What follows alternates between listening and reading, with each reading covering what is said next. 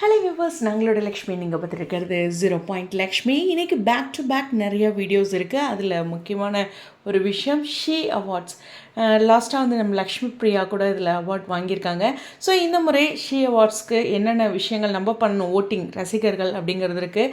Best actress television serial, அதே மாதிரி favourite actress television serial. இதில் பெஸ்ட் ஆக்ட்ரஸ் டெலிவிஷன் இருக்கு இல்லையா, இதில் லக்ஷ்மி பிரியான்னு டைப் பண்ணிவிட்டு சீரியல் நேம் மகாநதி, அதே மாதிரி ஃபேவரட்லேயும் லக்ஷ்மி பிரியான்னு டைப் பண்ணிவிட்டு சீரியல் நேம் மகாநதி. இது எப்படி பண்ணணும் அப்படிங்கிறதுக்கு முன்னாடி இன்னொரு விஷயம் சொல்லிடுறேன்.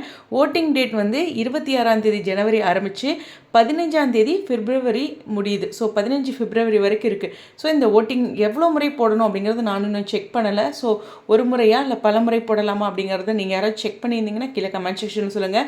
ஸோ மார்ச் 29 இதுக்கு விருது வழங்கும் நிகழ்ச்சி இருக்குது. அதுக்கான கவுண்டிங் 61 நாள் இருக்குது அப்படிங்கிற மாதிரிலாம் அவங்க போட ஆரம்பிச்சிட்டாங்க.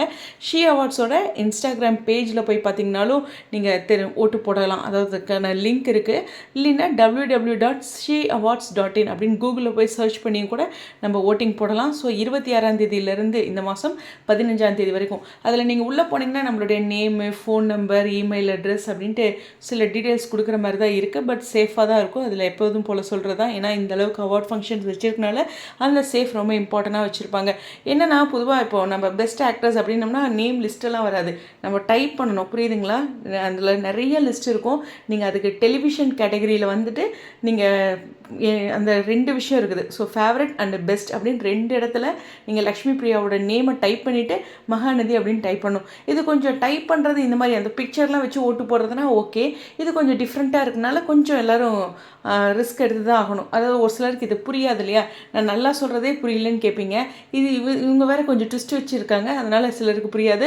ஸோ ஷீ அவார்ட்ஸோட இன்ஸ்டாகிராமில் போய் பார்த்தீங்கன்னா உங்களுக்கு தெரியும். ஸோ அதில் உங்களோட ஃபோன் நம்பர், மீண்டும் சொல்கிறேன், அட்ரஸ், ஃபோன் நம்பர், இமெயில் அப்படிலாம் கொடுக்கணும். ஸோ லக்ஷ்மி பிரியாவுக்கு சப்போர்ட் பண்ணுங்கள். இது ஷீ அவார்ட்ஸ் அப்படின்னால விக்காக்கெலாம் கிடைக்காது. ஸோ காவேரிக்கு மட்டும்தான், ஒரு கேர்ள்ஸ்க்கு மட்டும்தான் ரிலேட்டடாக இவங்க பண்ணுறாங்க. இது மாதிரி நிறைய கேட்டகரியில் இருக்குது. எப்படி சொல்கிறதுனா, இப்போது ஸ்டைலிஸ்ட் இருக்காங்க, அப்புறம் வந்து நிறைய விஷயங்கள், கேமரா, மேக்கப் அப்படின்ட்டு எக்கச்சக்கமாக நிறைய கேட்டகரியில் அவங்களோட இன்ஸ்டாகிராம் லிங்க்லாம் கேட்டிருப்பாங்க மற்ற கேட்டகரிக்கெலாம். ஆனால் ஆக்ட்ரஸ் கேட்கல, அவங்களுக்கு தெரியும் இல்லையா. ஸோ மற்றவங்களுக்குலாம் யாராச்சும் நீங்கள் சொல்லணும், ஓட்டு போடணும்னு நினச்சிங்கன்னா அவங்களுக்கு இன்ஸ்டாகிராம் லிங்க்லாம் கேட்டிருப்பாங்க. அந்த மாதிரி இருக்கும். நீங்கள் போய் பாருங்கள், அதில் ஓட்டிங் கண்டிப்பாக பெரிய சப்போர்ட் பண்ணுங்கள்.